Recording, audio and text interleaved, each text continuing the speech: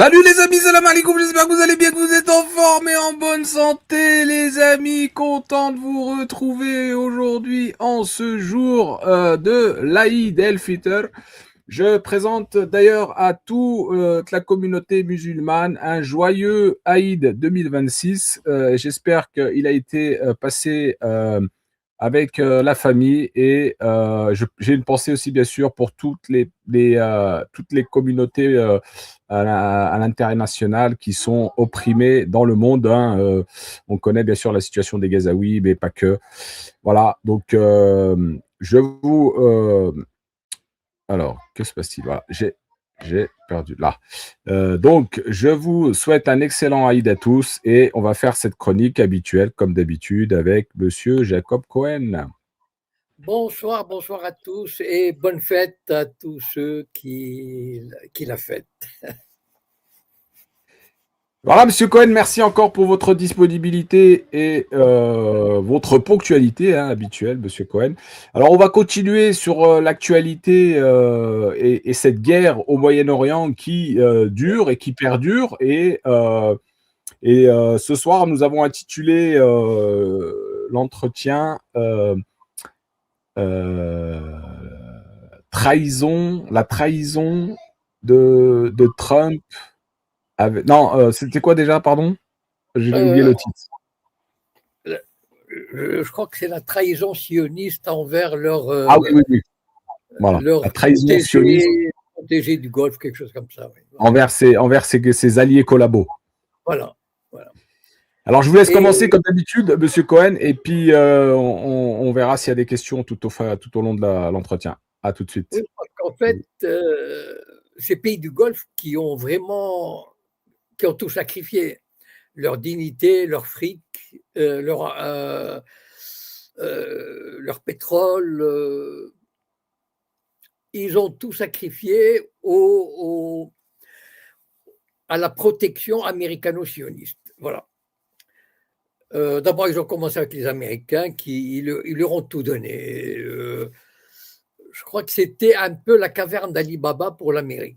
Parce que ce sont des pays qui achetaient pour des dizaines et des dizaines de milliards de dollars chaque année en armement, qui achetaient toutes sortes de biens auprès des industries américaines, qui offraient des cadeaux somptueux, qui construisaient des hôtels luxueux pour eux, etc., etc., et qui ont accepté des bases, qui probablement versaient des redevances pour avoir ces bases.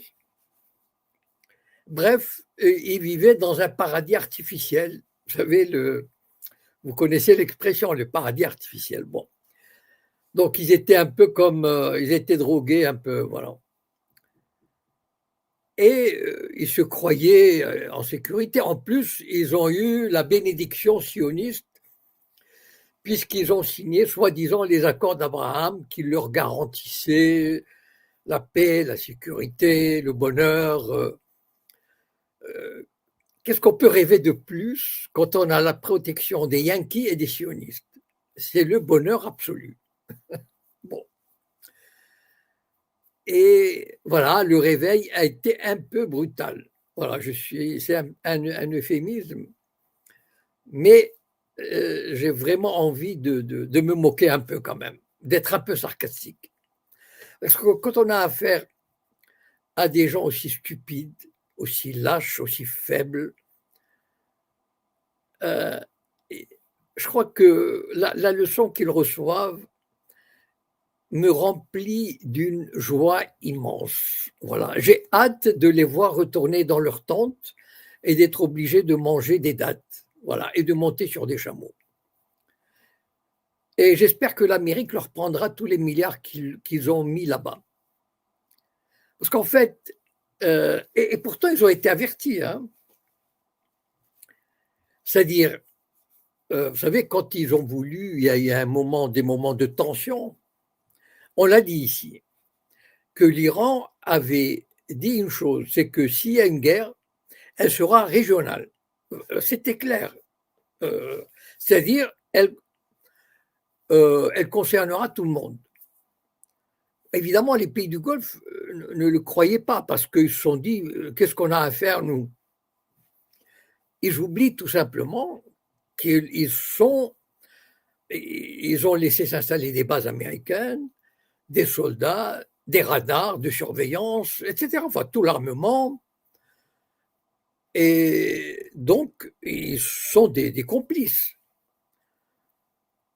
Mais il faisait semblant, soi-disant, d'entretenir des relations pseudo-amicales avec l'Iran. De temps en temps, il rencontrait un ministre iranien, il prenait un thé à la menthe et il faisait semblant, voilà, que tout va bien. Or, euh, cette fois-ci, les Iraniens ont répondu de cette manière-là, c'est-à-dire ils ont attaqué les points faibles de la coalition américano-sioniste, ou en tout cas les points faibles de l'Amérique.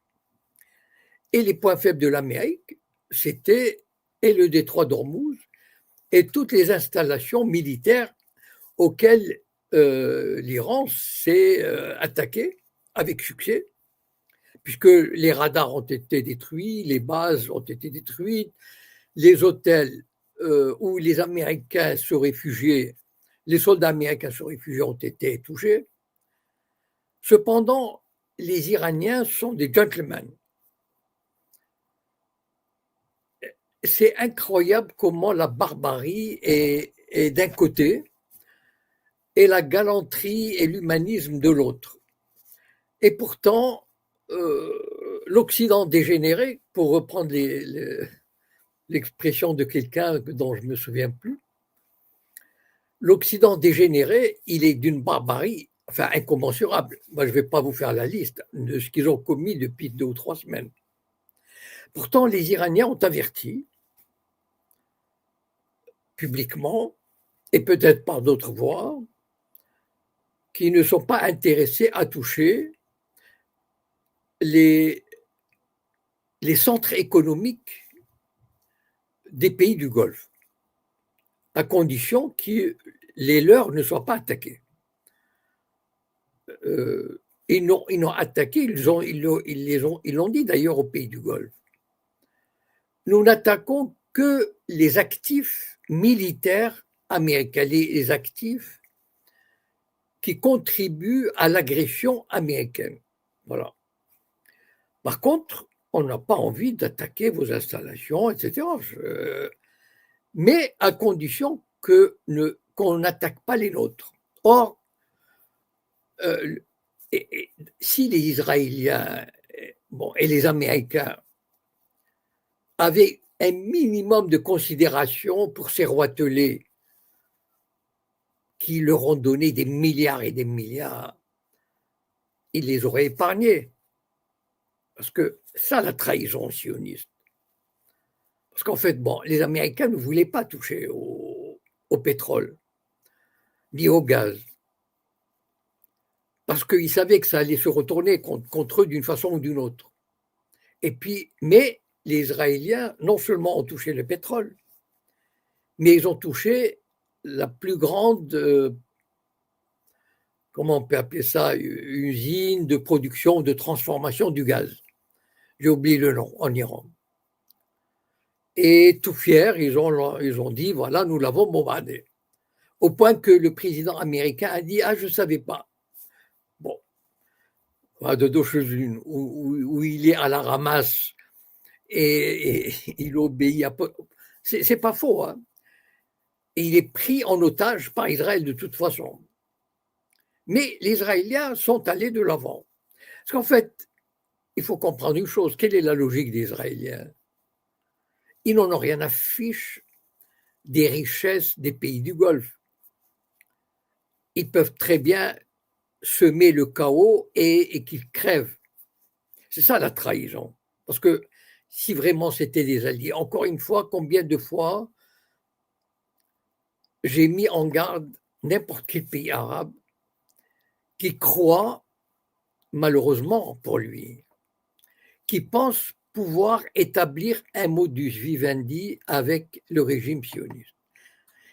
C'est une illusion incroyable. Il faut être d'une stupidité, c'est vraiment d'une stupidité folle. Enfin, je ne sais pas, ces dirigeants, ils ont quelques universitaires. Ils peuvent leur demander est-ce que vous pouvez aller étudier un peu le régime sioniste? Qu'est-ce qu'ils disent des Arabes? Quelle est leur politique? Quel est leur comportement, etc. Et en une semaine, ils leur établissent un rapport. Enfin, c'est d'une clarté monumentale. Et pourtant, les pays du Golfe, enfin, Israël a attaqué un truc du gaz en Iran. Et évidemment, l'Iran a répliqué. Donc, ce qui fait que le Qatar a perdu quelque chose comme 30% de sa production de gaz, etc. Mais aussi, sur le plan international, l'humanité a perdu, je crois que c'est 15 ou 20% de réserves de gaz. C'est-à-dire qu'aujourd'hui, si la guerre s'arrêtait, il y aura un déficit en pétrole et en gaz assez colossal. Je crois que c'est entre 15 et 20%, ce qui est énorme, énorme. Et encore, on n'a pas fini. Parce que ça mettra des mois, sinon des années, à retrouver le régime normal. Et donc, finalement, les pays du Golfe se retrouvent. Je ne verserai pas une larme pour eux. Hein. Je dirais même, vous savez, pour imiter un célèbre YouTuber, même si j'aime pas le popcorn particulièrement, mais il sort le popcorn pour la fête, pour fêter tout ça. Bon. Et le drame de ces pays, c'est qu'ils n'ont pas encore réalisé l'étendue de leur malheur. C'est-à-dire, au lieu de se ressaisir et de comprendre que, bon, finalement, les Américains et les Israéliens les ont menés dans le mur. Voilà. C'est-à-dire, ils les ont exploités à mort, ils ont soutiré le maximum, et après, ils les jettent comme des trucs sales. Voilà. Rien à fiche debout. Ils auraient pu se dire, bon, on a compris. Voilà, bon, ben, peut-être il est temps de revenir à une forme de réalité et dire aux Américains, écoutez, bon, d'abord aux Israéliens, la normalisation c'est fini, vous rentrez chez vous, à l'ambassade, on ferme l'ambassade, voilà, ça y est, et aux Américains, nous ne voulons plus de vous chez nous. Une déclaration claire, nette, publique, concrète, immédiate. Voilà. Et là, on aurait eu un autre rapport de force avec l'Iran. Seulement, ils ne le font pas. Voilà. Donc, ils continuent, malgré, vous savez, bon, en général, les hommes politiques sont hypocrites. Je veux dire, le mensonge est leur seconde nature. Tous les hommes politiques. Je veux dire, c'est pas, bon, je dis une banalité. Mais il y a un niveau, il y a quand même plusieurs niveaux de mensonges, de tromperie, de cynisme ou de machiavélisme. On ne peut quand même pas comparer le machiavélisme sioniste avec celui du Qatar. Enfin, voilà, bon. Mais il n'empêche, on ne peut pas jouer aujourd'hui, faire semblant d'une neutralité qui n'existe pas, faire semblant de n'y être pour rien, parce que les Iraniens les ont mis en garde. Ils leur ont dit, vous servez de base aux attaques de nos ennemis. Et tant que les pays du Golfe ne le comprennent pas, même s'ils ne peuvent pas empêcher les attaques, ils y sont pour quelque chose. Il faut qu'ils comprennent une bonne fois pour toutes. Et malheureusement, je crains que le jour où ils comprendront, parce qu'un jour ou l'autre, vous savez, quand leur pays, qu'est-ce qu'ils ont comme richesse, les pays du Golfe? Le pétrole et le gaz. Voilà, bon, très bien. Vous savez, ça prend quelques jours pour tout détruire, pour détruire quasiment voilà, les 3/4 ou les 4/5. Bon. Qu'est-ce qu'ils vont faire à ce moment-là? Qu'est-ce qu'ils ont d'autre? Rien, zéro. Dubaï est une ville fantôme, paraît-il. Voilà. Tout ce qu'on a fait autour, ces immeubles, patati, patata, ce cinéma autour de... Ce sont des châteaux de cartes qui s'effondrent. Voilà. Seulement, il faudrait que la classe politique, si elle existe, parce qu'en fait, ce sont des monarchies, ce sont des pays qui n'ont même pas, peut-être un peu le Qatar, peut-être un peu les Émirats arabes unis, qui ont essayé de construire un semblant d'État moderne, c'est vrai, mais avec les caractéristiques des régimes arabes autocratiques qui n'autorisent aucune critique et qui restent dans un certain dogmatisme social, religieux, politique. Donc, tant qu'ils ne feront pas une révolution interne qui les mène vers l'indépendance de leurs anciens maîtres, ils sont en train de sombrer. Voilà. Et donc, on assiste probablement à, parce qu'une des conditions, enfin, j'allais dire on assiste, c'est la troisième fois que je le dis, je crois, un bouleversement fantastique au Proche-Orient.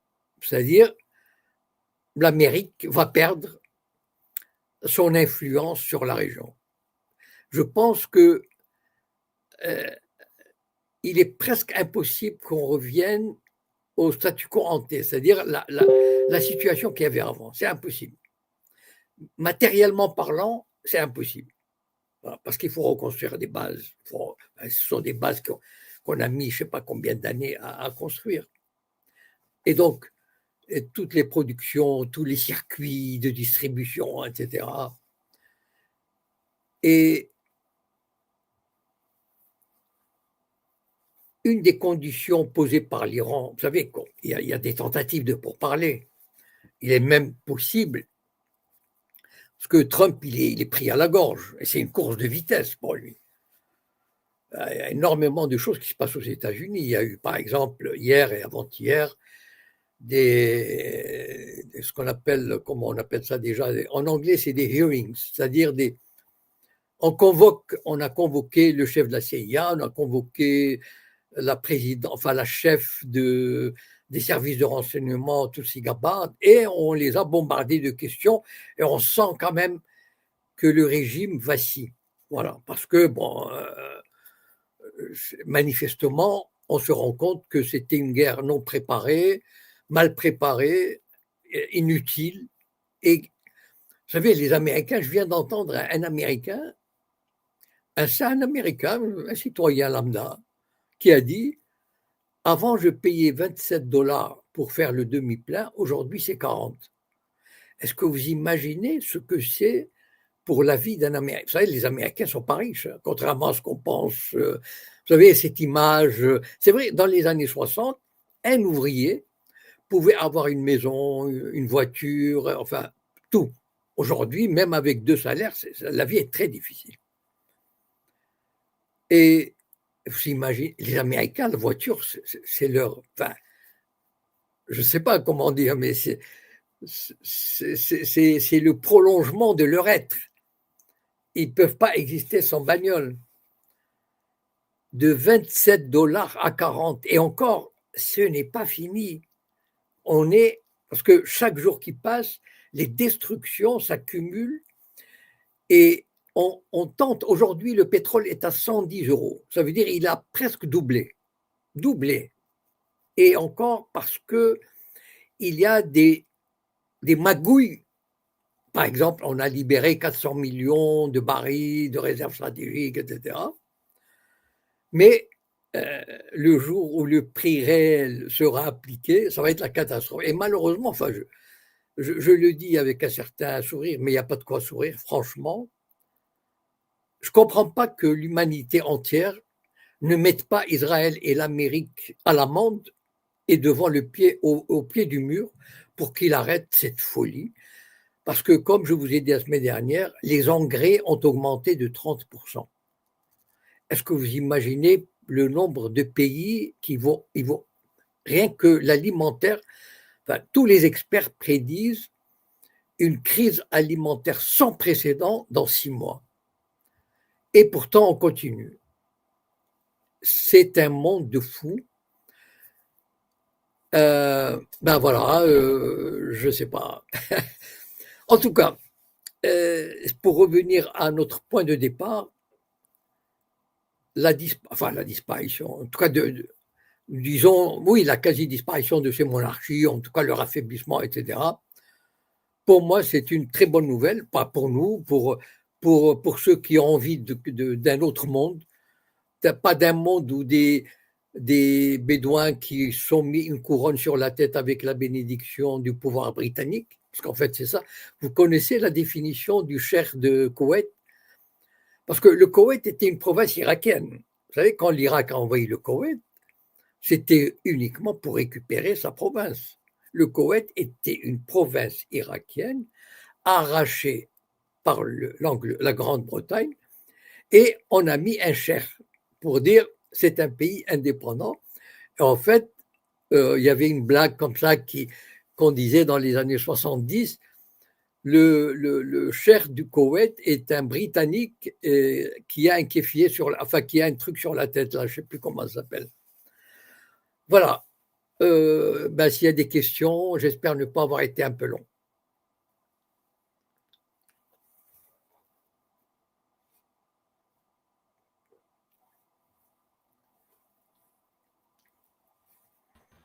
Oui, Monsieur Cohen, vous m'entendez?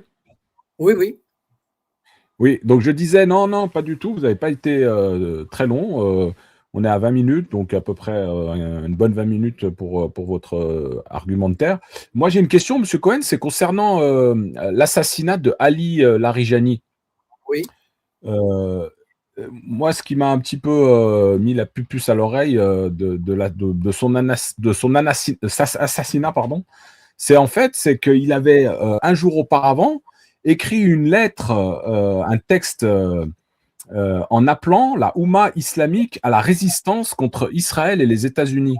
Et le lendemain ou le surlendemain, il a été assassiné. Donc, moi, ça m'a un D'abord, petit peu. Voilà. Pardon? ok, je n'étais pas au courant de cette lettre qu'il a publiée. Ah, vous étiez pas au courant? Non, je n'étais pas au courant. Ah, bah, écoutez, si, ça a bien été publié. Moi, je l'ai vu juste 1 ou 2 jours avant son assassinat. Je n'étais pas au courant, mais cela dit, je ne crois pas que ce soit pour cela qu'il a été assassiné. Les Israéliens ont pour ligne de conduite actuelle d'assassiner tous les chefs qui apparaissent. Voilà. Et avec une barbarie incroyable. Pour assassiner Ali Larijani, on avait localisé, ça c'est un Iranien qui parle, hein. J'ai entendu un Iranien, un prof d'université, qui a raconté la façon dont Ali Larijani a été assassiné. On avait localisé, le Mossad a localisé 7 lieux où il aurait pu se trouver. Donc, pour ne pas prendre de risques, entre guillemets, les Israéliens ont bombardé les 7 endroits. C'est-à-dire, il y a eu dans chaque endroit, c'est un immeuble entier qui s'est effondré. Donc, il y a eu à peu près, pour le toucher lui, il y a eu dans les 450 morts. Moi, je veux dire, c'est quoi cet Occident vraiment dégénéré, enfin, qui pleure sur, soi-disant, des homosexuels en Afrique qui sont pourchassés, ou des filles iraniennes, ou des femmes iraniennes qui sont brutalisées pour le voile, alors que un pays de l'ONU assassine 450 personnes innocentes, des civils, pour assassiner un homme enfin, un politique, je veux dire, qui n'est même pas militaire. Et le silence de l'Occident, il est, enfin, c'est à gerber, voilà. Moi, je trouve que, on a atteint un niveau, ok, on peut être pro-américain et pro-israélien, mais à ce niveau-là, enfin, je sais pas, comment on a, ça s'appelle une civilisation, enfin, et ça donne des leçons au monde entier. Bon, je m'arrête là parce que j'ai pas envie de dire certaines choses. Voilà. Donc, à propos de l'assassinat de Ali Larijani, hier j'ai fait une vidéo et on m'avait posé la question et j'avais dit que c'était d'une lâcheté incroyable. Et c'est même un aveu de faiblesse. Parce que, bon, quand on n'arrive pas à toucher, quand on fait une guerre, bon, on essaie de toucher les objectifs militaires. Toucher des civils qui habitent dans un appartement ou une maison, etc. Je veux dire, qu'est-ce que ça. D'autant plus si, bon, je suppose qu'ils sont intelligents, les Américains et les Israéliens, en tout cas ceux qui font ça, ils auraient pu comprendre que l'assassinat d'un chef ne fait que resserrer les rangs du peuple. D'ailleurs, il y a aujourd'hui, enfin d'après tout ce que j'entends, il y a un enthousiasme, une unanimité du peuple autour de ses dirigeants et un esprit de sacrifice fantastique. Et ils n'ont même pas compris la psychologie du martyr chez les chiites. C'est un honneur absolu d'être un martyr et de partir en martyr. Ils n'ont pas compris ça. Je ne sais pas pourquoi, il faudrait peut-être le renseigner. Donc, ils obtiennent le résultat inverse. Et peut-être qu'un jour, le monde va se réveiller, il va leur dire, ça va quoi, il faut arrêter. Bon, jusqu'à présent, je ne vois pas tellement, c'est ça qui est dramatique. Enfin, en tout cas, moi, je n'ai pas vu. Je n'ai pas vu de réaction, par exemple, de l'Europe. Bon, l'Afrique ne compte pas, malheureusement. La Russie et la Chine, bon, certes, mais elles restent assez discrètes. Je veux dire, voilà, enfin, je ne sais pas, il n'y a pas un mouvement. Je me souviens en Europe, quand il y a eu la guerre, quand on avait préparé la guerre contre l'Irak, ça a duré presque 6 mois pour la préparer. Il y avait des manifestations avec des millions de personnes. Ben là, voilà, bon, on assassine. Et même les médias, les médias français, enfin en tout cas les médias du système, semblent trouver ça normal et ça fait partie, et comme faisant partie, évidemment, si la Russie avait assassiné Zelensky ou le gouvernement ukrainien, on aurait réagi autrement. Mais bon, voilà, on a affaire à un système. Je pense quand même qu'ils sont tellement. Ils se rendent compte, et encore les Israéliens, enfin, d'après ce que j'ai vu, ils commencent à peine à recevoir la vraie leçon.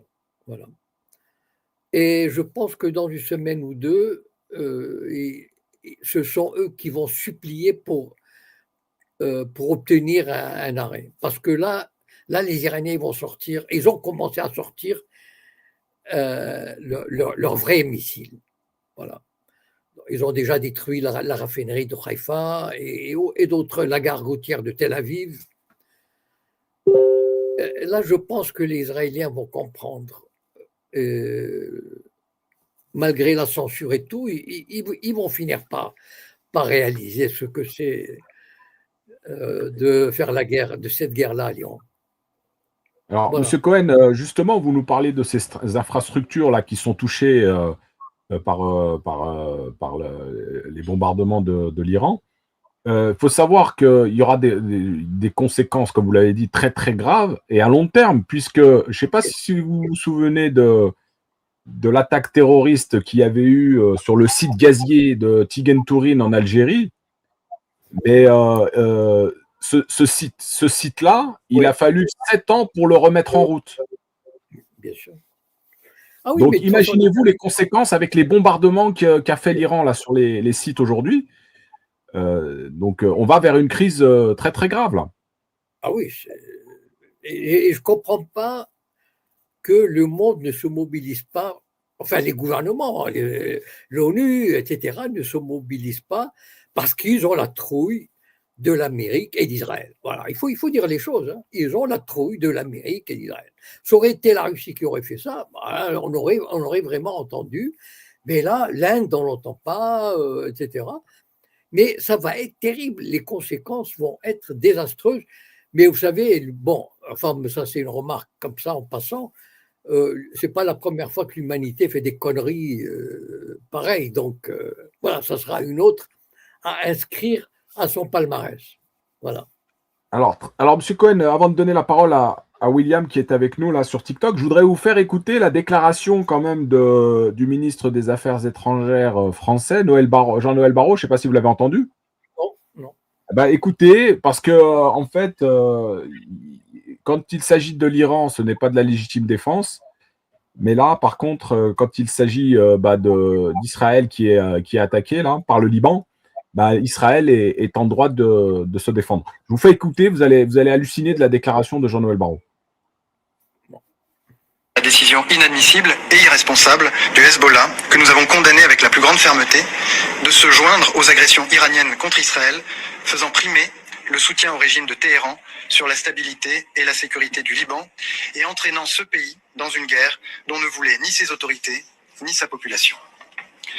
Face à ces attaques qui éprouvent durement la population civile israélienne, notamment au nord du pays, contrainte de se réfugier plusieurs fois par jour dans les abris, Israël a évidemment le droit de se défendre. Les populations et les infrastructures civiles doivent évidemment être préservées de ces opérations, conformément au droit international humanitaire. Les autorités... Bon, Voilà, qu'est-ce qu'il y a à dire? Qu'est-ce qu'il y a à dire? On a envie enfin, comment... Enfin bon, voilà, ce sont des politiques. Jean-Noël Barrot, il est soumis, il est dans un gouvernement qui défend Israël coûte que coûte, qui défend les sionistes coûte que coûte, quoi qu'il arrive. Et quand il parle des Arabes et des Palestiniens pour les défendre, c'est du bout des lèvres. Et malheureusement, les Arabes qui ont fait confiance à ce genre de déclaration, vous vous souvenez de la reconnaissance de la Palestine? Est-ce que vous vous souvenez? Non, mais souvenez-vous quand même, hein? Tout ce tralala. Qu'est-ce qu'on avait dit à l'époque? Donc voilà, bon, vous savez, il ne faut pas coloniser, etc. Bon, voilà, l'Europe, l'Occident, il est soumis, il accepte d'être l'esclave du sionisme et d'Israël.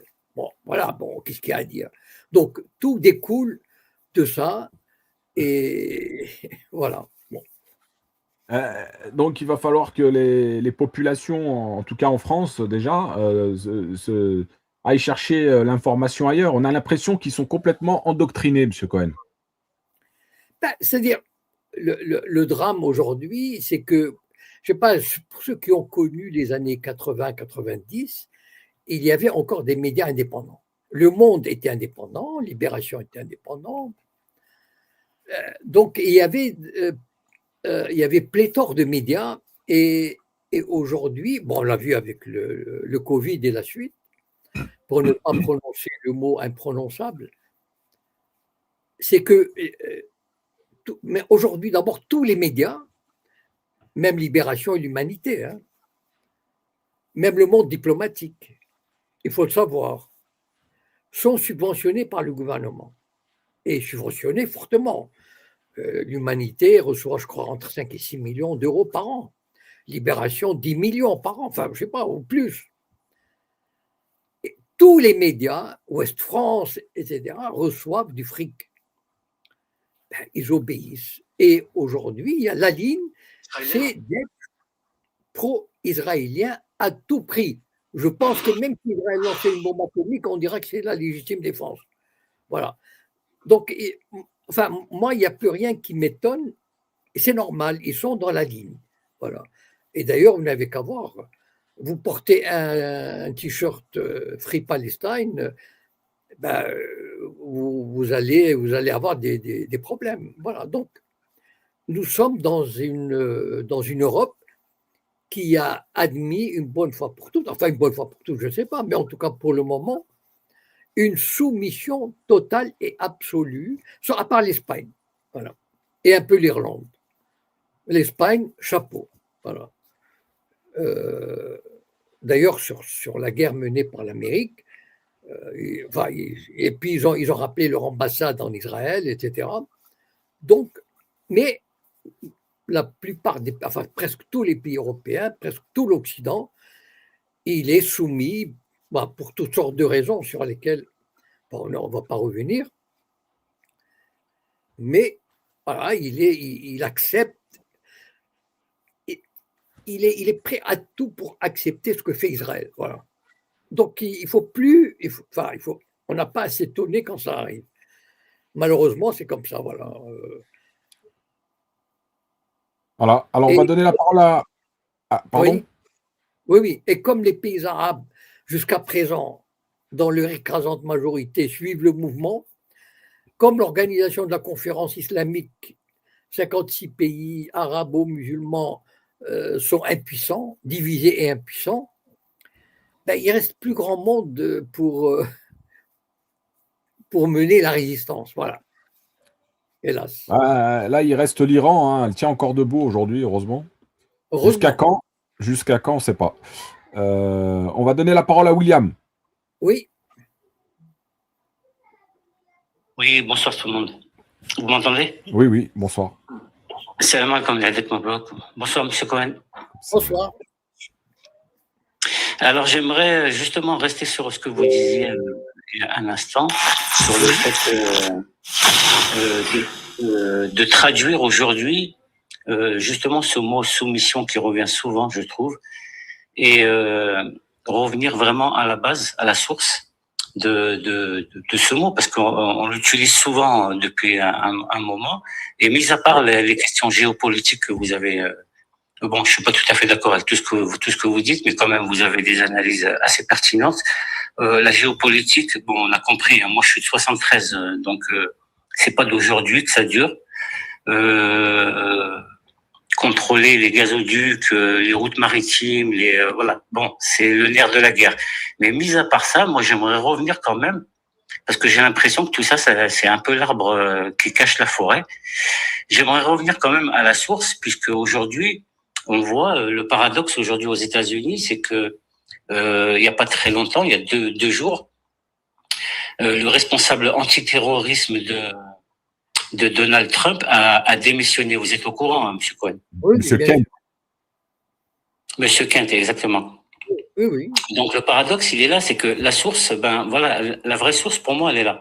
Donc il y a des choses qui se passent aux États-Unis, il y a une sorte de renversement de situation. Alors on y croit ou on n'y croit pas, parce qu'aujourd'hui, comment y croire avec tous les événements qu'on reçoit tous les jours, les infos, les événements qu'on reçoit dans la tête.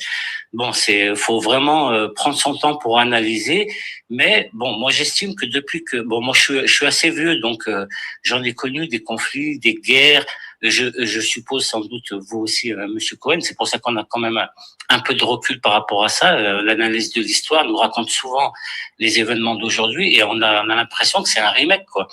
Et la vraie source aujourd'hui, elle change pas. Le vrai problème, il n'est pas que géopolitiquement, c'est toujours arrivé. Quand on coupe les vannes, il y a un problème dans le monde entier. Il suffit qu'un pays coupe les vannes de quoi que ce soit, le gaz, le pétrole, ou route maritime, ou route pétrolière, gazoduc. Bon, il y a un problème dans le monde entier. C'est une source énergétique qui sert le monde entier. Donc ça, on a compris. Mais à la source, c'est quoi? À la source, c'est l'AIPAC. L'AIPAC, c'est une organisation qui finance les partis politiques, les prochains qui vont se présenter au présidentiel. Donc le problème, moi je pense qu'il est là le problème. Et l'AIPAC, en fait, elle dirige un peu tout. Alors on va laisser M. Cohen, William, excuse-moi, il faut essayer d'être un peu plus concis et on va essayer de, okay. on va laisser M. Cohen, peut-être qu'il voit à peu près où c'est que vous voulez aller. Je vais juste finir un peu. Alors, donc voilà, le problème est là, c'est qu'il y a des attends, William, attends, parce que si on parle en même temps, M. Cohen, il t'entend pas. Lui, alors, essaye d'être concis et essaye d'aller droit. D'accord. Donc le problème, Monsieur Cohen, c'est que la vraie source, c'est ceux qui financent tout ça, ceux qui financent les guerres, ceux qui contrôlent les voies maritimes, ceux qui contrôlent le commerce international, ceux qui contrôlent la bourse, c'est eux qui provoquent ces guerres. En ce moment, il y a le vent qui tourne pour certains. Est-ce que aujourd'hui, malgré qu'on peut avoir un espoir de changement aux États-Unis, est-ce que ça va changer quelque chose? Parce que de toutes les manières, Israël est toujours là. Le vrai problème, c'est Israël. Ok, Voilà, ok. merci. Merci, William. Ben, je ne vois pas où vous voulez en venir. Est-ce que vous me demandez quelque chose ou vous faites un constat? Voilà. Vous dites le vrai Alors, problème est Israël, mais je suis tout à fait d'accord. Bon, donc on arrête là la discussion, bien sûr. Voilà. Je ne sais pas. Est-ce qu'il y a une question? mais la question, M. Cohen, c'était. Non, mais la question, oui, effectivement, il y a un constat, mais Oui, la un constat avec lequel je suis d'accord. voilà. Mais Donc, sauf que Israël est là et il est là. Voilà. il est toujours là. Il est toujours là. Voilà. Et alors, donc, personne ne va l'enlever. Et ben voilà, je sais pas, ben oui, il est là, voilà. Bon. Mais M. Cohen, justement, Oui. ça tombe bien, c'est une question pertinente. Mais Oui. aujourd'hui, on a l'impression quand même qu'au niveau des médias mainstream, et on a l'impression qu'on nous cache des choses, qu'on nous montre pas les dégâts que causent les bombardements iraniens en Israël. On a vu des bombardements à Haïfa sur une centrale nucléaire. On a vu des bombardements sur Tel Aviv. On ne sait pas où est aujourd'hui Benjamin Netanyahou. On a eu quelques décès de hauts fonctionnaires sécuritaires du gouvernement israélien.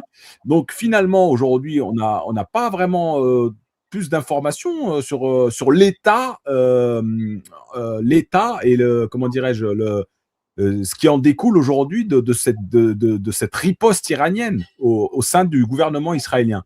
Qu'en est-il pour vous? Ça, c'est vrai.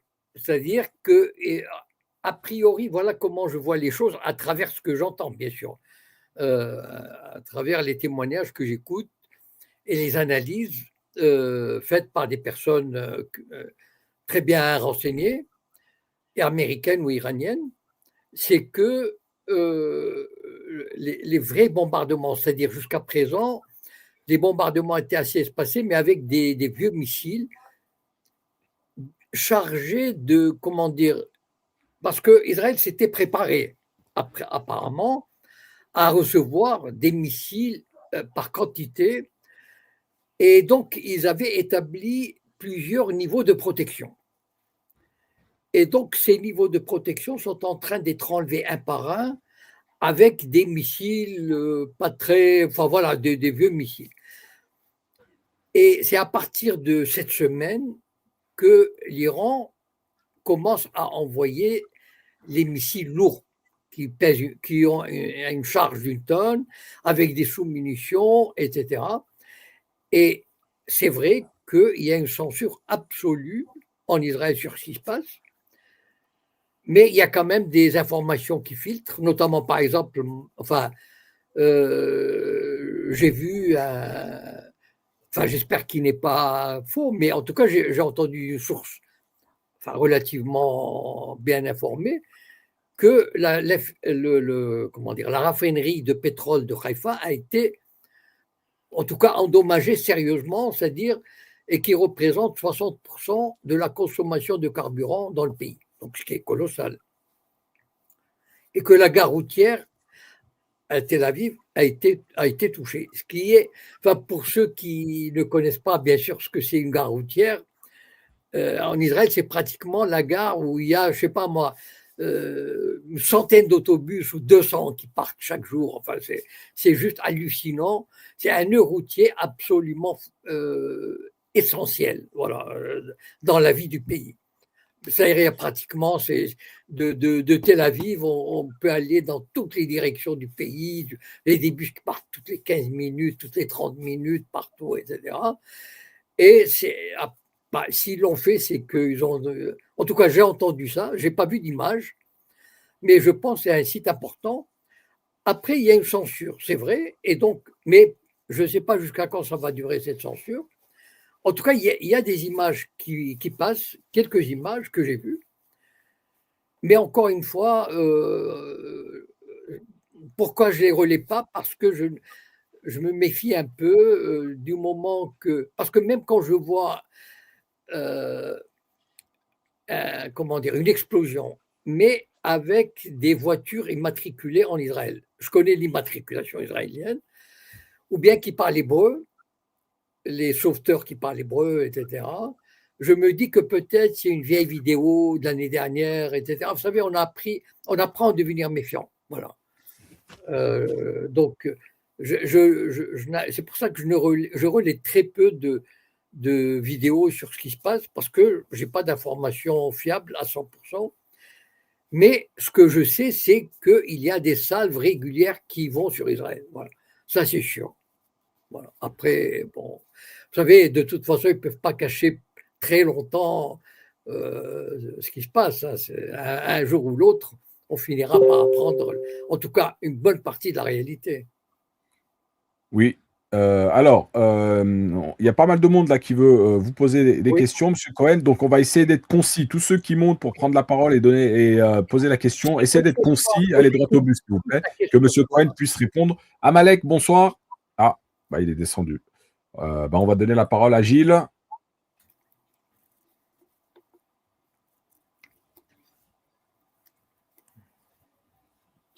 Oui, allô, bonsoir. Bonsoir, Gilles. Gilles. Oui, vous m'entendez? Oui, oui. Oui. D'accord, très bien. J'ai regardé avec plaisir ce matin, Monsieur Cohen. Encore respect à vous. Et on va dire l'infatigable Monsieur Cohen avec Pierre Hilan. Un débat vraiment que j'invite à tous les auditeurs à regarder. Et vous avez développé une thèse qui, ma foi, me semble intéressante. C'est concernant Pierre Hilan, pas Pierre Hilan, Netanyahou. Et dans cette thèse, vous pensez que peut-être qu'il aurait été mis à l'abri en attendant qu'il ne fasse pas trop de conneries parce que en Israël, on pense que il y a un certain courant qui pense que il vaudrait mieux le mettre à l'abri et négocier avec l'Iran. Est-ce que vous pouvez me préciser ou répéter la thèse, s'il vous plaît? Moi, je souscris totalement à cette thèse. Merci. Alors, il semble, d'après ce que j'ai pu glaner ici ou là, vous savez, cette disparition de Netanyahou qui a l'air presque une farce, parce que ceux qui ont mis en scène l'ont mis de telle manière que ça paraît une farce. Or, les gens du Mossad, ils sont tout sauf bêtes. Vraiment. Alors là, on peut pas. Donc, on peut pas dire qu'ils auraient fait ça pour faire croire que Netanyahu est vivant, c'est complètement ridicule. Donc, ils cherchaient un autre but.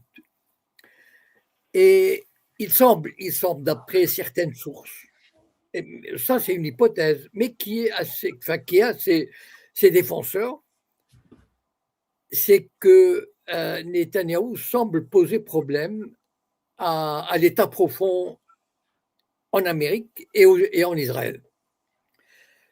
Parce que, d'abord, lui, il est prisonnier de deux tendances. Il est prisonnier du courant messianiste, fasciste, raciste, etc. Vous savez, Ben Gvir et tout le bazar. Il est leur prisonnier parce que s'ils ne le soutiennent pas, il tombe.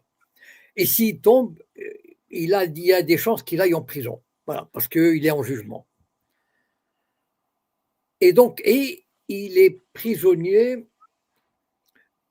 de sa propre, de sa propre folie, c'est-à-dire de son propre délire. Il est, en dehors même du procès qu'il attend ou de son pouvoir,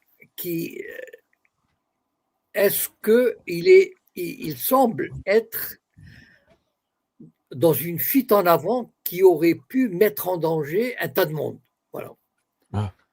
Et donc, il semble que cette mise à l'écart qu'on a transformée en une espèce de farce en le faisant boire un café qui reste pareil, etc. Enfin, mais en fait, il semblerait que sa disparition, enfin sa mise à l'écart, ait été décidée par les services de renseignement, enfin on peut appeler ça l'État profond, les services de renseignement américains et israéliens, pour mener cette guerre de manière plus rationnelle, voilà, et ne pas déraper vers quelque chose d'irréversible.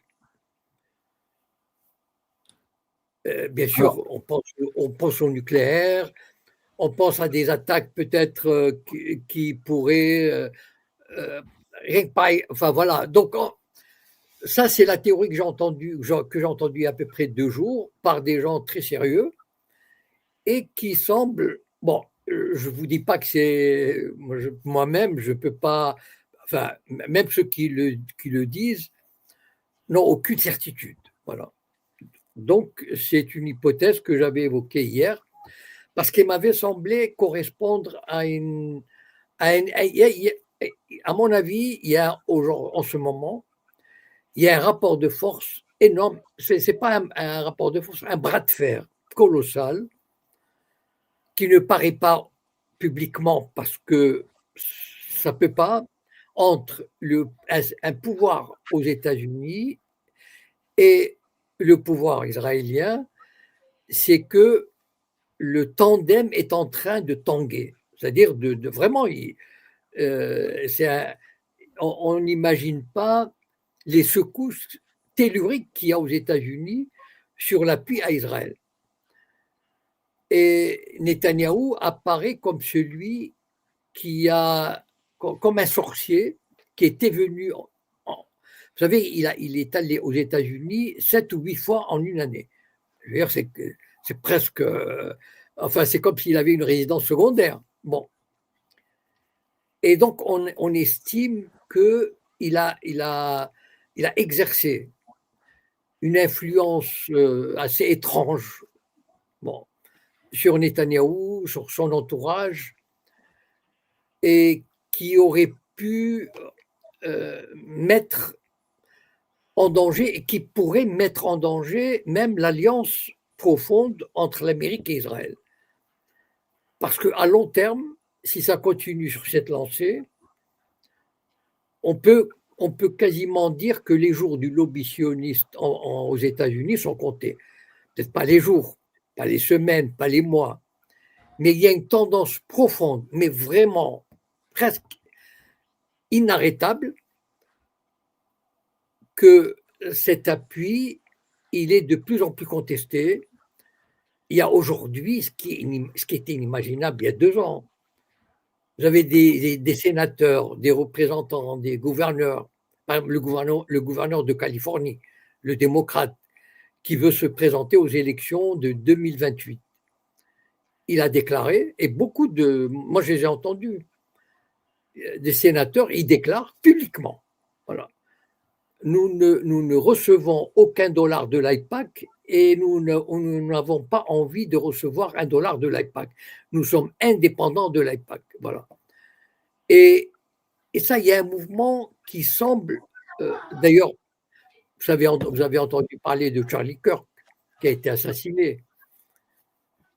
Bon, est très probable, plus que probable, que c'est l'État profond américano-israélien qui l'a fait assassiner.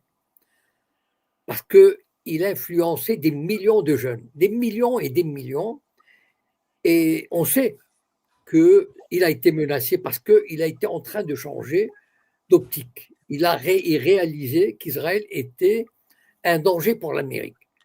Israël menait l'Amérique vers une catastrophe. C'est Israël qui était à l'origine des guerres contre l'Irak, la Syrie, etc. Et là aussi, cette guerre-là. Et donc, il a commencé à changer. Il hantait la Maison-Blanche, où il avait ses entrées. Et déjà, il y a quelques mois, il disait il ne fallait pas attaquer l'Iran, il ne fallait pas attaquer l'Iran. Et donc, on l'a fait assassiner parce qu'il représentait un danger terrible. Mais ça n'a pas arrêté le mouvement colossal qui est en train de prendre forme et même une importance incroyable aux États-Unis.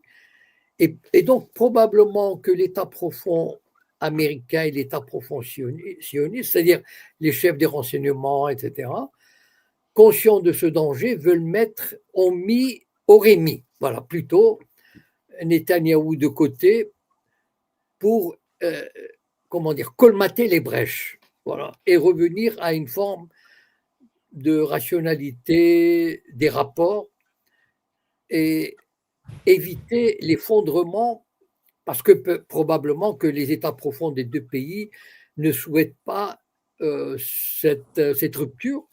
Mais si ça continue comme ça, parce que sur cette lancée-là, je pense que le soutien à Israël, dans quelques années, il n'existerait plus. Et donc, c'est un tournant décisif et donc, qui est, enfin, en fait, Netanyahou représenterait un peu comme le diable en personne pour ce courant-là, voilà. Un peu celui qui, le manipulateur, celui qui a tourné la tête à Trump pour qu'il peut-être menacé, etc. Et donc, on aurait pris la décision de transformer sa mise à l'écart en une espèce de farce pour que les gens, d'ailleurs, vous avez remarqué que pendant une semaine, la plupart des commentateurs se sont attardés sur la fausseté des vidéos. C'est-à-dire, oh là là, mais non, mais le café, il ne bouge pas, il a des rides, il n'a pas de rides, il a un double menton. Mais en fait, c'était fait exprès pour que les gens s'attachent à commenter des trucs qui n'ont aucun intérêt, au lieu de poser les questions véritables, au lieu de réfléchir et se dire pourquoi on fait tout ce cinéma, voilà, pourquoi il n'est pas là, etc. Et maintenant, peut-être une certaine vérité commence à se faire jour. Voilà. Alors, M. Cohen, il y avait plusieurs questions là dans le chat. Il y en a une concernant quel impact pour la Chine en cas de la chute du régime iranien? Les Russes et les Chinois en font-ils assez pour soutenir l'Iran? Alors, moi, je crois qu'ils font tout ce qu'il faut pour soutenir l'Iran, parce qu'ils font des choses qu'on ne sait pas. Et que moi, je ne sais pas non plus. Mais ils font beaucoup pour soutenir. Maintenant, jusqu'à quel point, je ne sais pas. Mais il est certain que la Chine et la Russie sont tout à fait conscients de l'importance stratégique, de l'importance économique, de l'importance énergétique, mais une importance vitale. Donc, je ne crois pas que ces deux pays assisteraient à la chute de l'Iran en se croisant les bras. Voilà. Et je pense qu'elles font le nécessaire. Mais moi, je ne sais pas. En fait, il y a comme une espèce de blackout. Et d'ailleurs, voulu probablement par la Russie et la Chine. C'est pas. Et il faut aussi dire une chose, c'est que si l'Iran, vous savez que la Russie avait proposé à l'Iran de signer un traité de coopération, de soutien stratégique, c'est-à-dire si vous êtes attaqué, nous interviendrons. Et c'est l'Iran qui a toujours refusé de signer ce traité. Donc, ça vient pas de. Mais de toutes les façons, il y a un soutien, en tout cas de ce que j'ai pu glaner ici ou là, il y a un soutien, vous savez, c'est pas.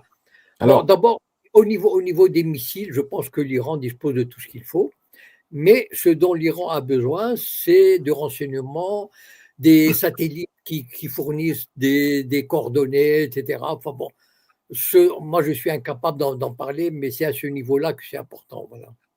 Alors, oui. dans la continuité de cette question, que pensez-vous justement que la Russie propose son pétrole aux Occidentaux au détriment de la stratégie iranienne de provoquer un choc pétrolier en ayant plus ou moins fermé le détroit Hormuz? Ah, mais c'est pas contradictoire, c'est complémentaire. Parce que lorsque l'Iran ferme le détroit d'Ormuz, il ne le ferme pas pour tout le monde, d'abord.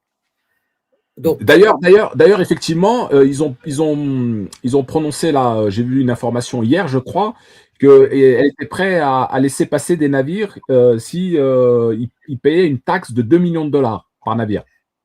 oui, oui. D'abord, s'il y a une négociation, l'Iran désormais veut avoir officiellement le contrôle du détroit d'Ormuz. Voilà. Donc, ça sera une défaite majeure pour l'Amérique, qui sera obligée d'accepter de toute façon. Enfin, s'ils ne veulent pas sombrer, bon, mais ça c'est un autre chapitre, et pour les pays du Golfe, effectivement, exigeront un droit de passage. Voilà. Donc, il est possible qu'on aille dans cette direction-là.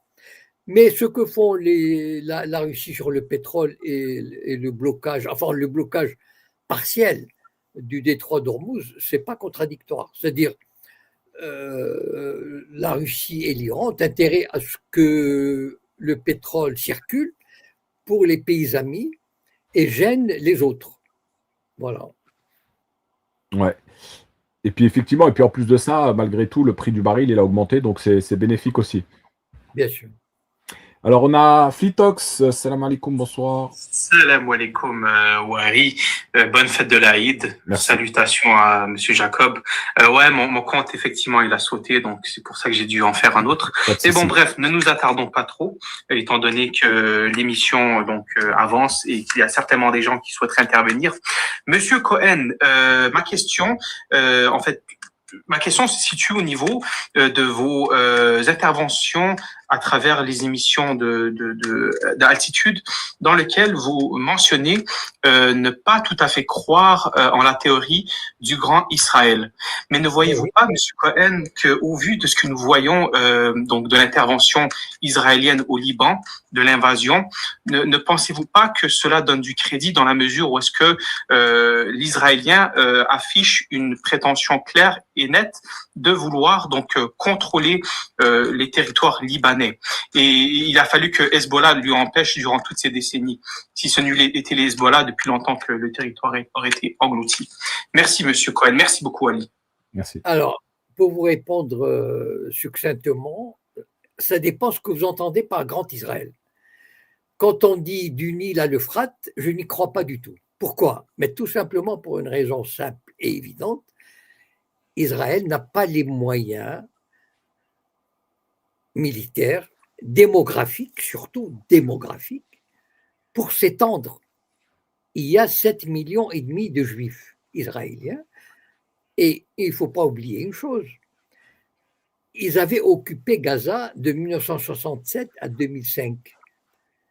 Ils avaient réussi à installer 8000 colons face à 2,5 millions de Gazaouis. C'était intenable, ils sont partis. Ils ont occupé le sud Liban de 1982 à 2000. Ils sont partis. Maintenant, ils essayent la Cisjordanie. Bon.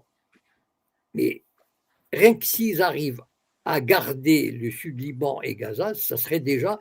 Donc, moi, ce que je conteste, c'est l'idée du grand Israël du Nil à l'Euphrate.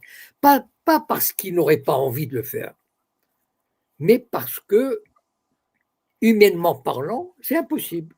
C'est-à-dire, ils ne peuvent pas, avec 7 millions, contrôler, je ne sais pas, eux, actuellement, ils ont si on compte l'Israël avec un peu le Golan et la Cisjordanie, ils ont peut-être 30 000 km².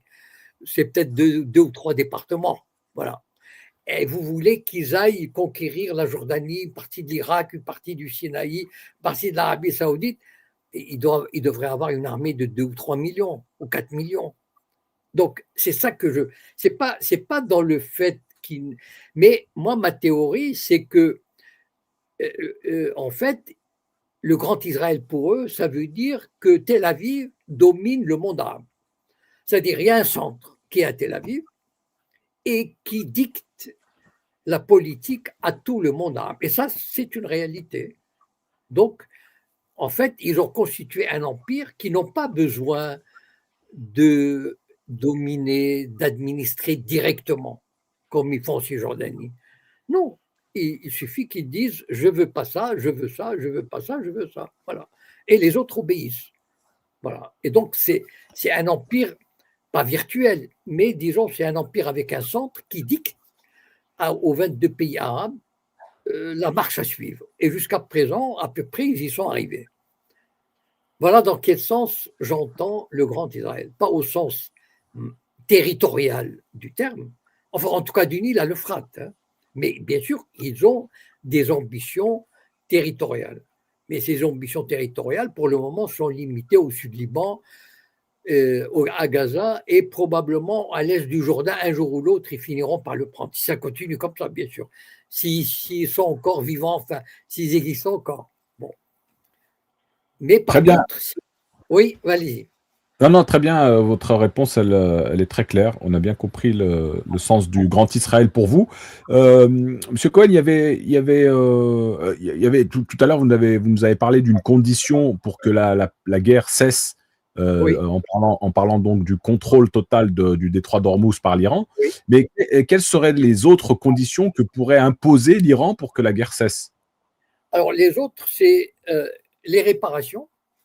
C'est-à-dire, les Iraniens ont subi une guerre d'agression, qu'ils considèrent une guerre d'agression, enfin, et donc des réparations, parce qu'ils ont détruit ils ont détruit des tas des immeubles, ils ont détruit des installations pétrolières, des gazières, ils ont détruit des ports, enfin, donc ils demanderont des réparations, ils demanderont la levée des sanctions, ils demanderont comment dire, parce qu'ils ont des dizaines de milliards qui ont été retenus, comme l'argent des Russes d'ailleurs, confisqués depuis des années et gardés ou confisqués dans des banques américaines ou européennes. Et donc, ils demandent le retour de ce fric et ils demandent des garanties. Alors, je ne sais pas sous quelle forme ça peut se faire. Peut-être, vous savez, à une époque, il y avait une époque dans l'histoire, il y avait des conférences internationales, après la Première Guerre mondiale, après la Deuxième Guerre mondiale, il y avait des conférences internationales. Ça se perd. Enfin, voilà, où ils règlent les problèmes, où on signe des traités, où il y a des accords, etc. Donc, les Iraniens voudraient une espèce de garantie internationale, par exemple, où il y aurait, avec la participation de la Russie, de la Chine, etc., pour établir des conditions viables, admises, coercitives, de ne plus pouvoir revenir à une forme d'agression. Et ça, par exemple, il y a aussi le fait que les États-Unis n'ont plus rien à faire au Proche-Orient. Voilà, c'est-à-dire plus de base. Voilà. Donc, en fait, voilà les conditions posées par les Iraniens. Parce qu'il y a eu effectivement des tentatives de Trump de relancer les.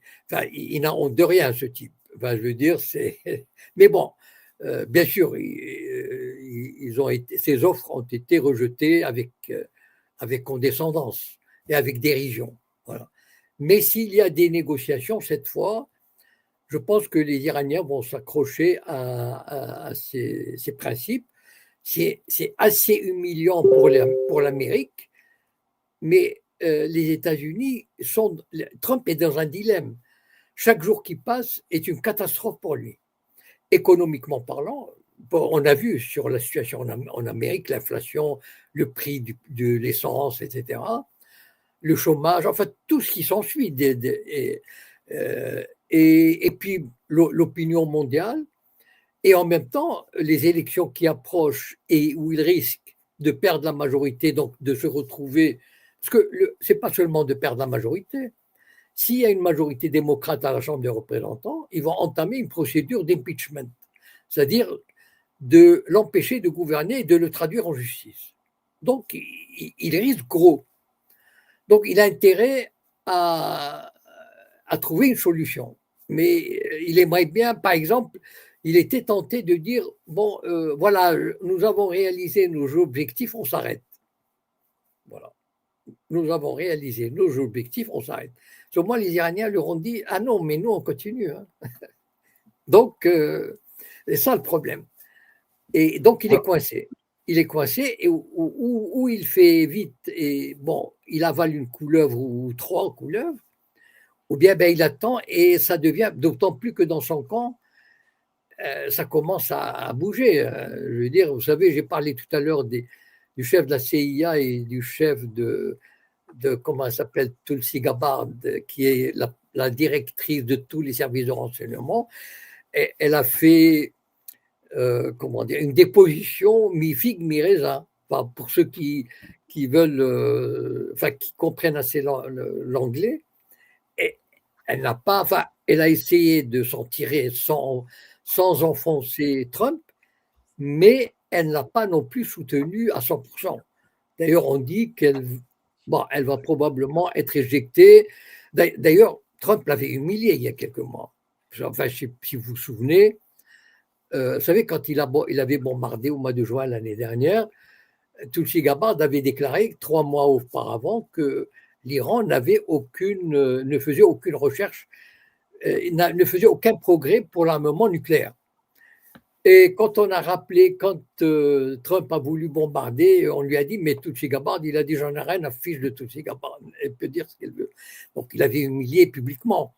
On se demande même pourquoi il n'avait pas démissionné à l'époque. Mais bon, donc en fait, ça commence enfin, son gouvernement est en train de secouer, et chaque jour qui passe, c'est une catastrophe pour lui, pour son économie, pour son prestige, enfin, pour tous. Et donc, il est coincé. Voilà. Ou il accepte des conditions humiliantes, ou bien ben, il continue la guerre, et parce que de ce que j'ai pu glaner ici ou là, les Iraniens peuvent tenir pendant des mois et des mois. Alors c'est juste hallucinant. C'est-à-dire, ils ont des missiles et ils auraient des petits bateaux, des vedettes rapides, ultra rapides, qui seraient cachés dans des grottes le long des côtes.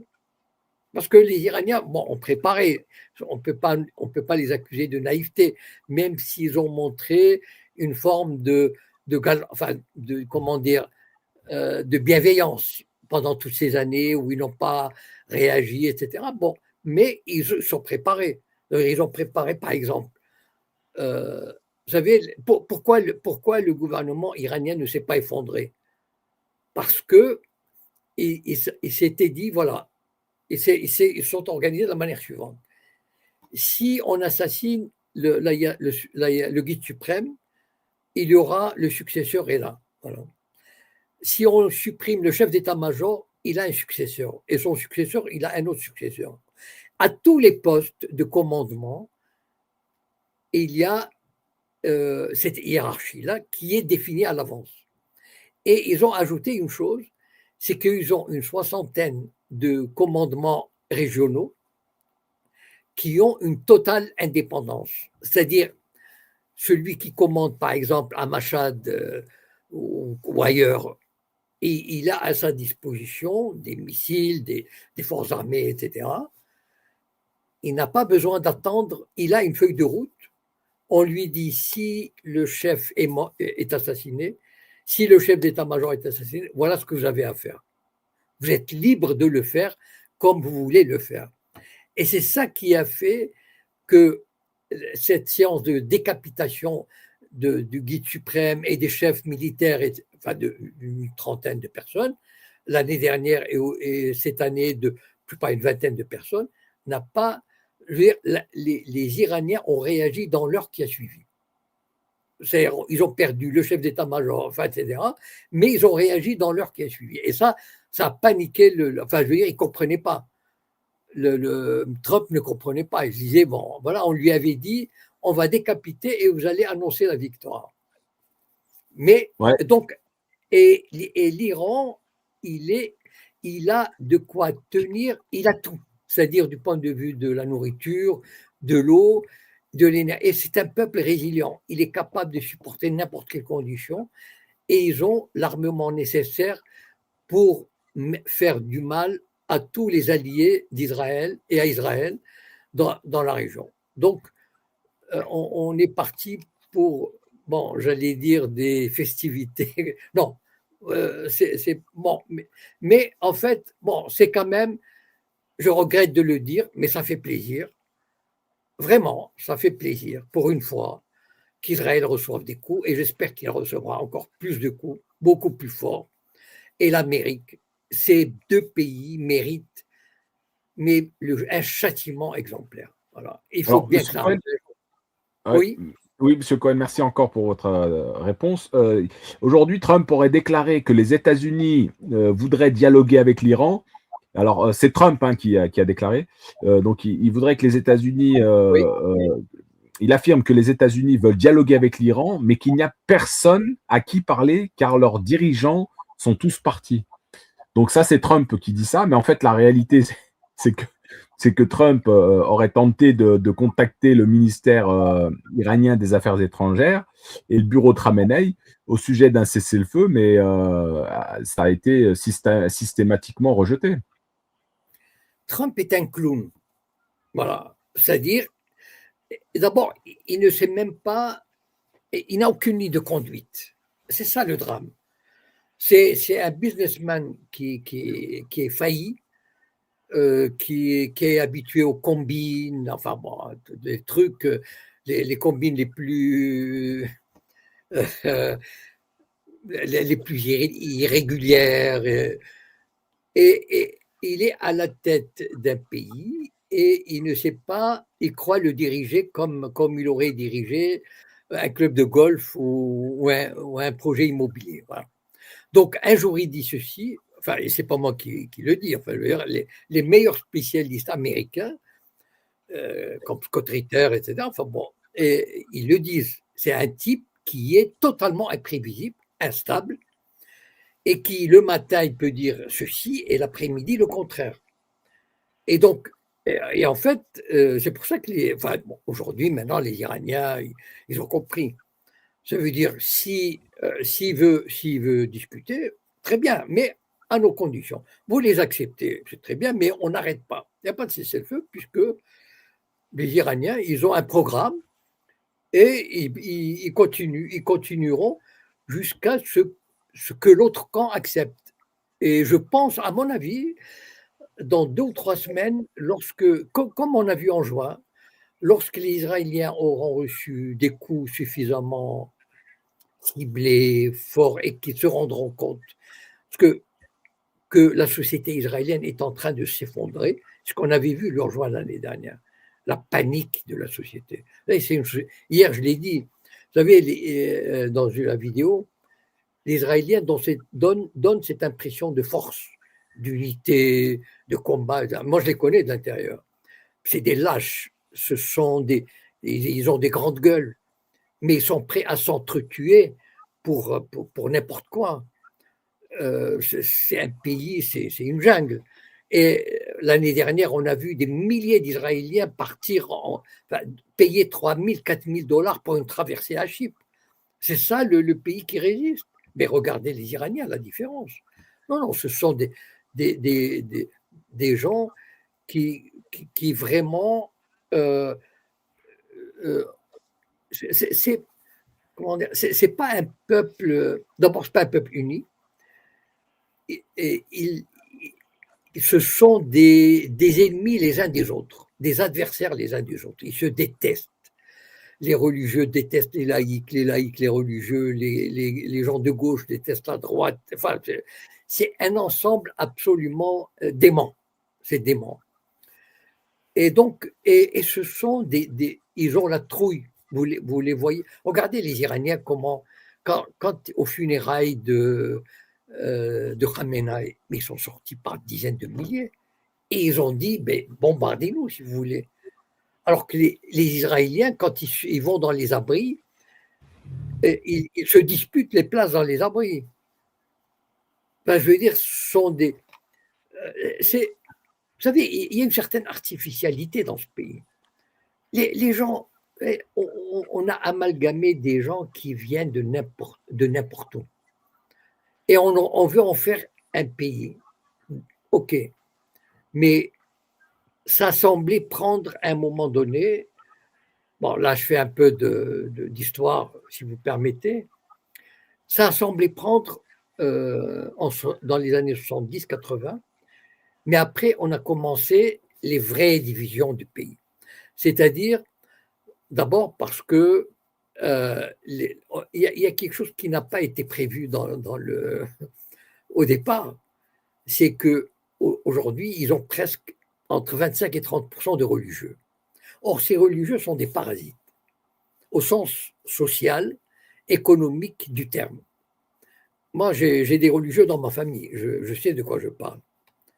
C'est-à-dire, ce sont des gens qui font 10 enfants, 12, et qui passent leur vie à étudier la Torah, le Talmud et tout,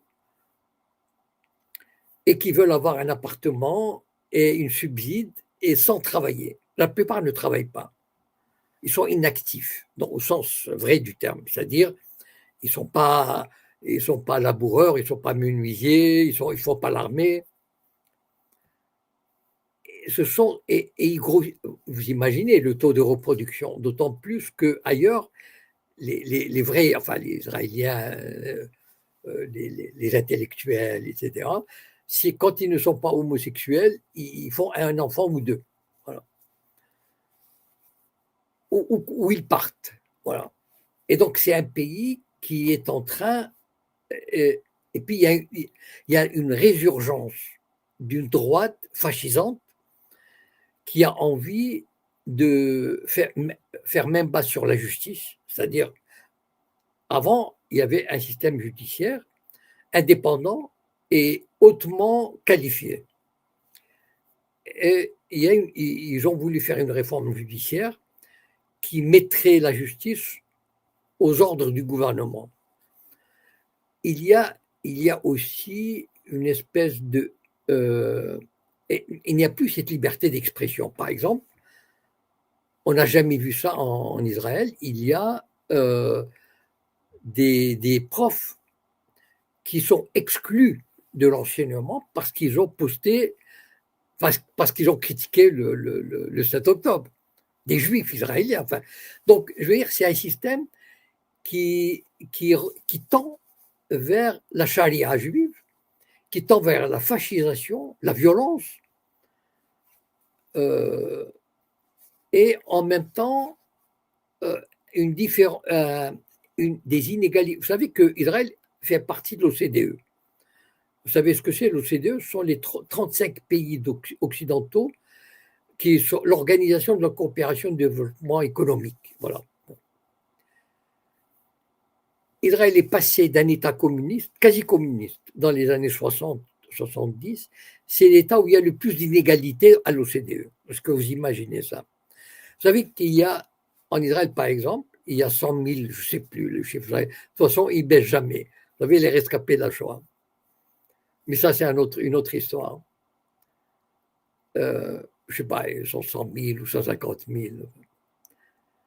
Mais c'est officiel, hein, on l'entend dans les médias israéliens. La moitié n'ont pas de quoi acheter des médicaments. Vous imaginez des gens de 80 ans et 90 ans dans un pays qui croule sous les milliards que lui envoie l'Amérique, les milliards qu'envoient les milliardaires juifs, les milliards de réparations allemandes, la moitié des rescapés de la Shoah qui ont 90 ans, à peu près, on doit avoir 90 ans, puisque ils ont eu au moins un an avant 44 ou 85 ans. Ils n'ont pas de quoi acheter des médicaments. C'est un pays qui est d'une violence inouïe en termes d'inégalité, en termes de... C'est un pays où il y a de 10 millions, il y a déjà 50 milliardaires. Voilà. Alors que quand j'ai connu Israël dans les années 60, on ne trouvait pas de millionnaires. Même pas de millionnaires. Les hommes politiques à l'époque, je me souviens, bon, ils n'avaient rien en propre parce que c'était des gens du kibbutz. Ils n'avaient rien. Ils n'avaient que leurs vêtements. Voilà. C'est-à-dire, ils n'avaient pas la voiture était de fonction, le logement était de fonction. C'était vraiment des gens qui touchaient peut-être l'équivalent de 1 500 € par mois. Alors qu'aujourd'hui, il y a des appartements à Tel Aviv qui se vendent à 6 millions d'euros. c'est une société de dingo, voilà. Donc, je ne sais pas jusqu'à quand elle peut tenir. Voilà. Et d'ailleurs, on l'a vu l'année dernière. Bah, il y a 100 000 Israéliens qui sont partis quand même. Donc, c'est un bateau qui prend eau de toutes parts. Mais on ne le sait pas. C'est-à-dire, on a cette image de. Moi, les gens de ma famille, bon, ou ils sont religieux et ils ne peuvent pas aller ailleurs, ou ils ne sont pas religieux et ils sont coincés. Voilà. Sauf ceux qui ont pris, je vous ai dit que 2 membres de ma famille ont pris des passeports étrangers. Voilà. Mais il y a des dizaines de milliers d'Israéliens qui ont pris des passeports étrangers, en prétextant ils avaient un grand-père allemand ou autrichien ou polonais, etc. Donc, c'est un pays artificiel. On sent l'artificialité de ce pays commence à ressortir. Voilà. Et c'est tout le problème. En fait, bon, voilà, bon, je m'arrête là parce que s'il y a d'autres questions. Alors oui, Monsieur Cohen, bon, on est, comment dirais-je là, on est à 21, 22 jours de guerre. Si, Oui. si dans le cas où la guerre perdure et arrive à 2 mois, je crois qu'aux États-Unis, le Congrès doit valider si il continue la guerre ou pas, il me semble. Hein. Oui, oui. Et vous pensez que le Congrès validera ou pas? Je ne sais pas. Je ne sais pas. C'est-à-dire, ça dépend comment.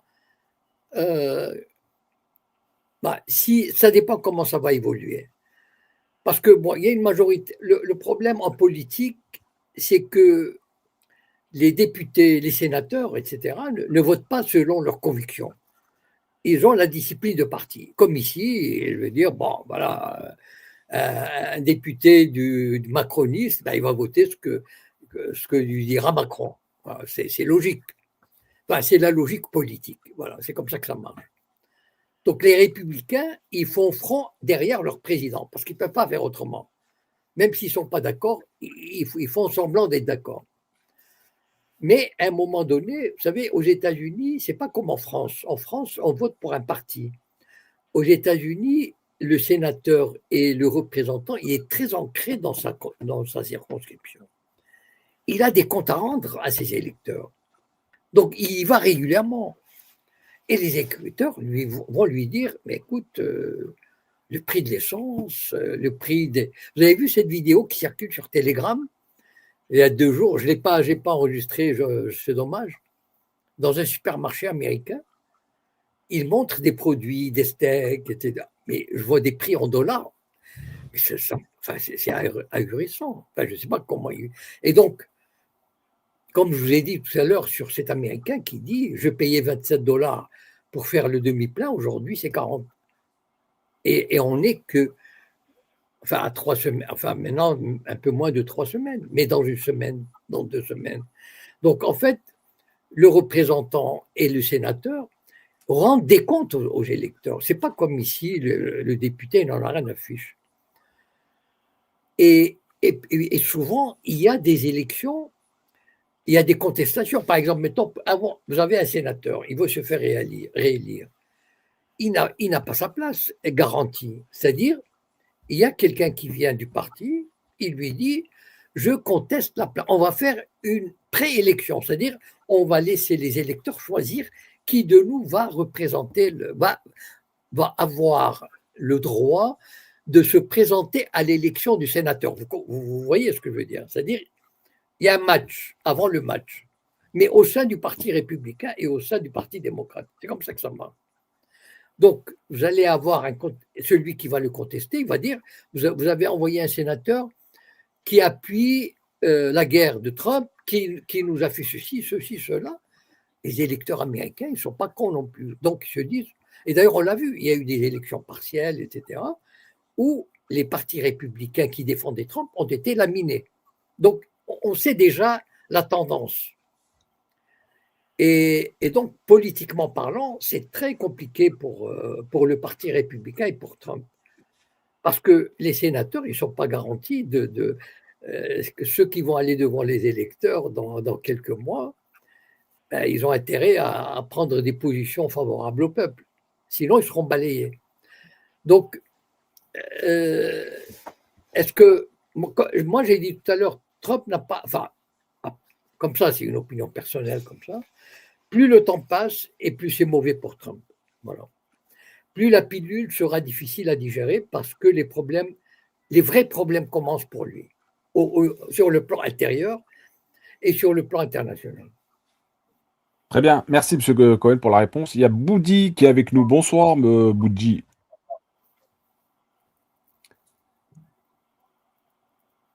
Le mic. Bon, je crois qu'il a un problème de mic.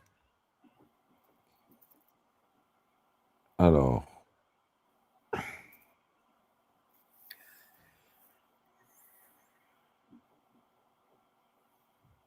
Bon, bah, je crois qu'il n'y a plus personne, monsieur, à